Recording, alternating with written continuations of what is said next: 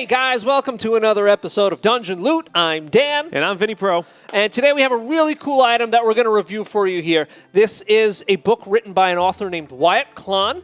It's called The Table of Artifacts. Just the right assets for game masters to create an epic fantasy adventure. And it's just as described on the cover of the book. Basically what we have here is a book that's full of random tables to help round out your campaign. Yeah, so if you need to come up with something like, let's see, what's inside a dessert?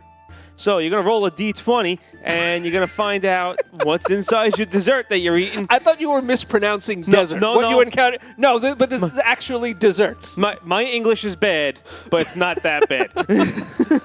So you can roll for a random dessert. Correct. So if you roll a 6, you're going to get a custard. If you roll a 7, you're going to get a caramel wafer. And we also have main courses on the next page. Yes, the next page is main courses. So let's see. Let's go to something a little bit more detailed. All right, so let's say you come across a character in a bar and you think he's got some sort of like random tattoo. What tattoo might he have on him? Is it a shield? Is it a gargoyle? A heroic steed? Maybe it's a kobold. Maybe he's part of a clan of some sort that bears wildflowers as their marking. So what I like about this too is that you could choose to go either way. You could roll randomly and force your players to create a backstory based on what you've randomly selected from the table, or you could try to set up a story first based on what you see here and do away with the randomization. They also have charts and tables in here for town names. So if you ever come across the one player that's, what's the name of the town I'm going into? Well, guess what? You're going into Steelguard, or maybe Imperia, or Woodsdale. They're all right there for you. No thinking needed. There's really a lot of cool ideas here. Okay, so I like this one here. This one's my favorite because I love it when the player goes to me, what's the name on the tavern? And I'm like, oh, God, I got to think up another name for another tavern in some random town. These are all things you need to do to round out your world as a GM. All right, so you're going to roll 2d12, and the first word is going to be your descriptor, and then your second word is going to be your noun. So it might be the adventurous troll or the dancing donkey. I like that, the dancing donkey. The beautiful ogre.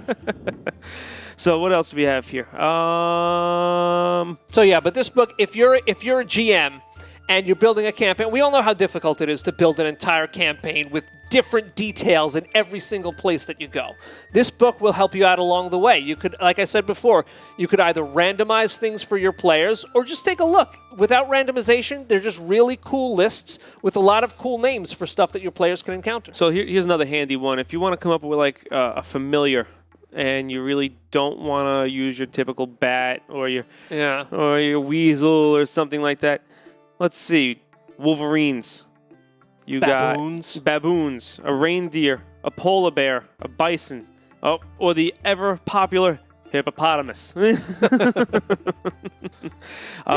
So they also have rare assets. So this might be something that you find in somebody's foot chest, or maybe a sack in a cavern someplace from a dead adventurer. Right. So he has roll a D100 and see what you pull out.